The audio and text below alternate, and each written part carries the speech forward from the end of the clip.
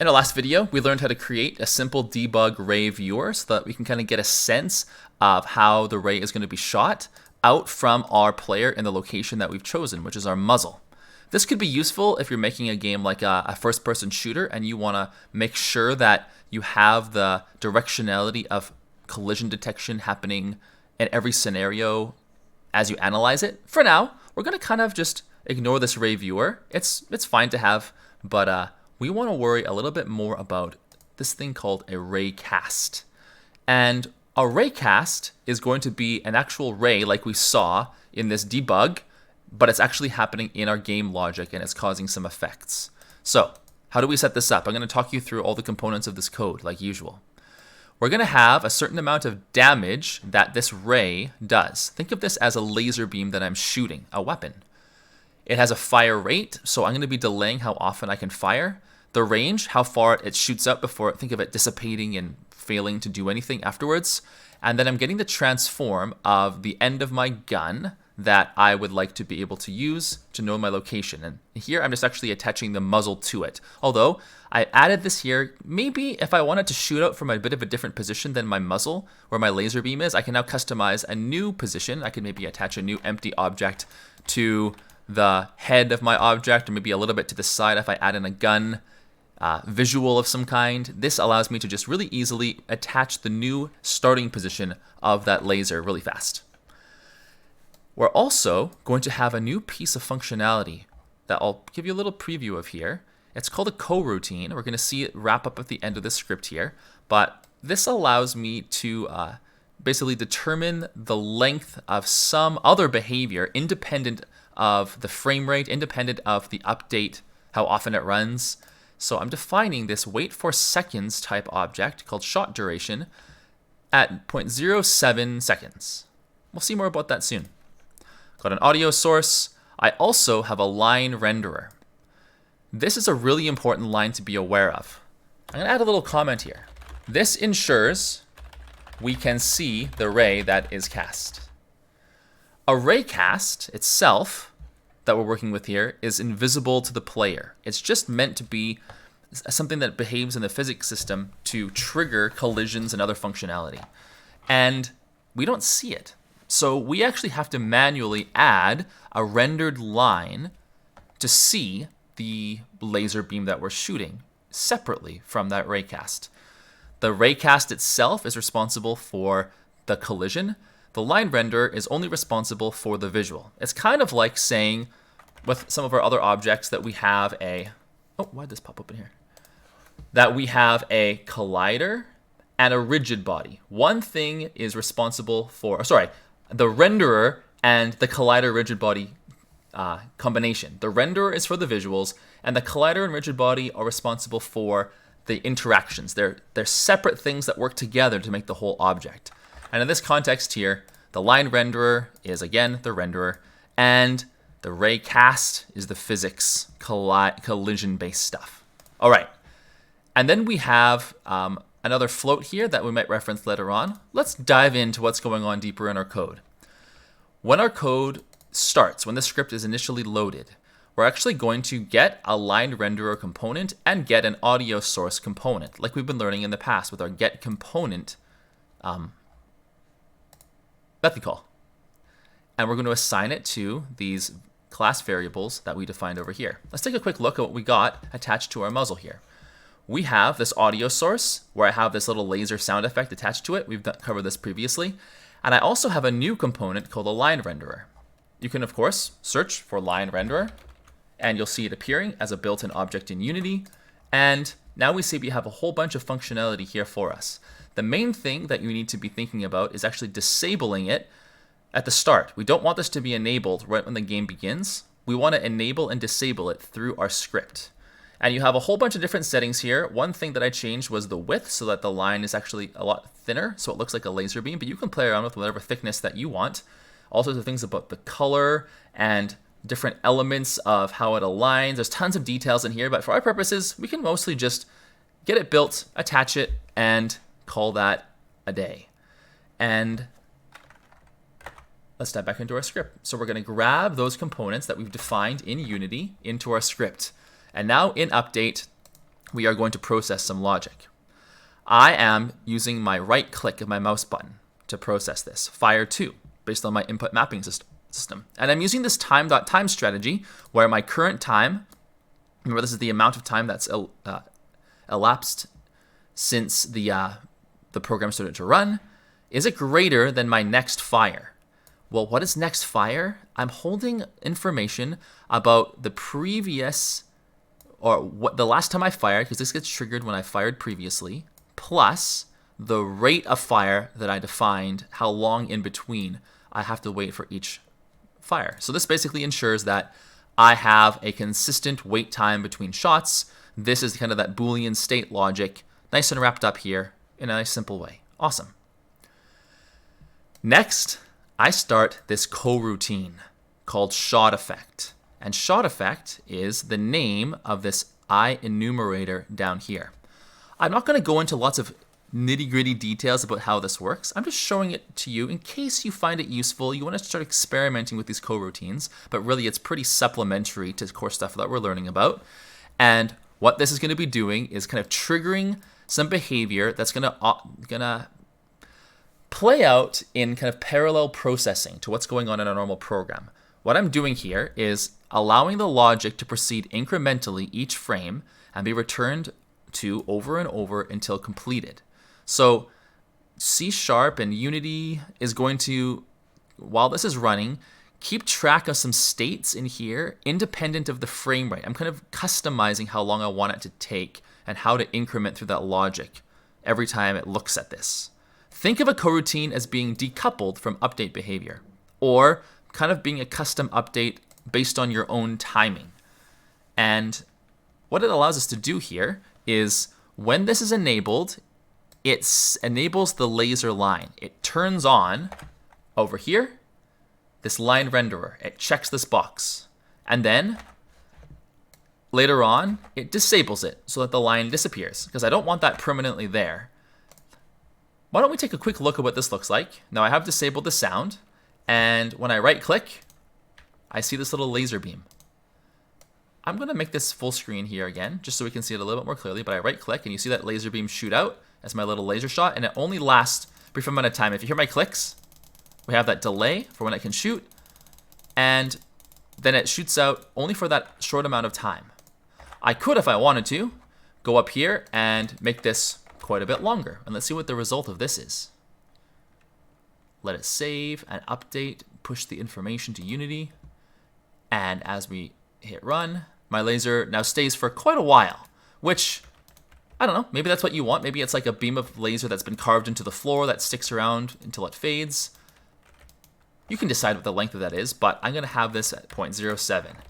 And how long it sticks around is determined by this middle state here. The enable and the disable are split by this yield return shot duration. And the shot duration was the wait for seconds behavior that I defined up here. So what this is doing is basically telling Unity to not update based off of the update, how often the update method is called itself, but based off of this shot duration setting. Do not do this until this state has been accomplished independently of everything else. It's a coroutine. It runs kind of off on its own on the side. I did disable my audio because my laser beam kind of sounds pretty bad. Why don't we hear it really quick? You can make a judgment call. Hopefully it's not going to blast your ears. Let's have it run. And of course, for some reason my sound is off. Maybe did I turn the sound down? Well, you can explore that on your own. Sounds easy enough. So I have this cool kind of side functionality determining the length of time that laser exists. Now to wrap this up, it's getting a little bit lengthy. I'll finish this explanation by seeing how does that line and how does that creation of stuff actually happen. So I have a raycast hit object. And a raycast hit stores the information of whatever a raycast collides with. I called it hit here. I need to actually set my laser line to have a starting position.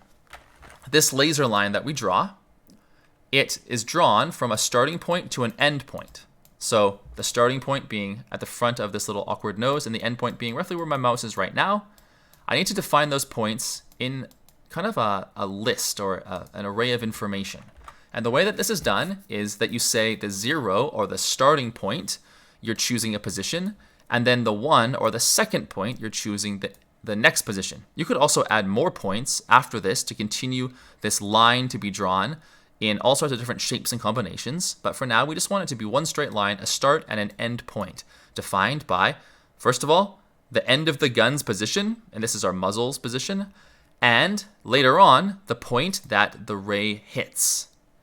How do we know where the ray hits? Well, we get to use this physics behavior called raycast, and this is the invisible friend, that invisible line that gets shot out at the front of, or maybe not the front of, where we define inside of it. Let me talk you through this. This is the position where the ray originates. The next entry is the direction the ray travels. The third entry actually is a bit of a strange piece of functionality. Let me try to explain this really quick here. This if statement is looking for just a Boolean state. If this is true or false, it will. If it's true, it will do this. If not, it won't. But out hit means by saying out, we actually get to return more information than just that Boolean state. We're actually going to send into whatever the result of this call is information about the hit. And this contains a whole bunch of information about whether or not something was actually hit and what the thing was, the game object that was hit. So this is kind of like, please add extra information above and beyond the true or false state of this. And we're going to need this later. Any raycast that you do for now, you're just going to include this line straight up. Finally, we have a weapon range. How long is the raycast going to go for? If it goes infinitely, that's going to be extremely inefficient. So we want to limit the range to only exactly what we need it to be at a maximum value. Maybe in a shooter, this weapon range is really, really far because your gun, your sniper might be able to shoot across the map. Or maybe you want it to be very short for like a near range object detection, which we'll actually be using a little bit later in the course. So we're going to actually see, do we hit something? And we're going to set the endpoint of our laser line to the point at which we hit something so that the laser doesn't go through. And let's see this here. When I shoot this wall, the laser stops. That happens because the endpoint is set to the hit point. Perfect. Let's continue. I am actually going to gather information about the visual renderer of whatever it is that I hit. So under hit, I can type in, and I'll just show you this here, hit dot. I have access to a bunch of information about whatever object it is that I hit. And I can access its collider, I can access its rigid body, I can access its transform information, I can get data about whatever it is my raycast collides with. For example here, I'll be getting information about colliding with the wall. Over here, I'll be getting information about colliding with one of these little walls. And notice the color changes. Interesting. What's going on here? Why does the color change? Well, let's look a little bit further here. I'm going to get access to the object I hit's collider and get the renderer component from it. And I'm going to store it as a temporary local variable called rend. If the object has a renderer, I'm going to extract information about the colors the renderer is set to. I'm going to get the R, G, and B values of this renderer, and I'm going to set a new color. And in this case, the strategy I used was, I want this color to get a value 0.75 or 75% of the previous value. And if you know anything about RGB, and you can explore it a little bit more, actually, why don't we pull up Paint here really quick, and we can see some stuff about editing colors, our RGB, red, green, blue values. If I go with this, okay, now we have to actually go through the hues here. Let's go just down to a corner, black and white. 255 is the maximum number. This has to do with binary 8-bit data. And the maximum value in each category is white. And 0, if I actually can grab this here, is black. 0 of all 3 of those colors.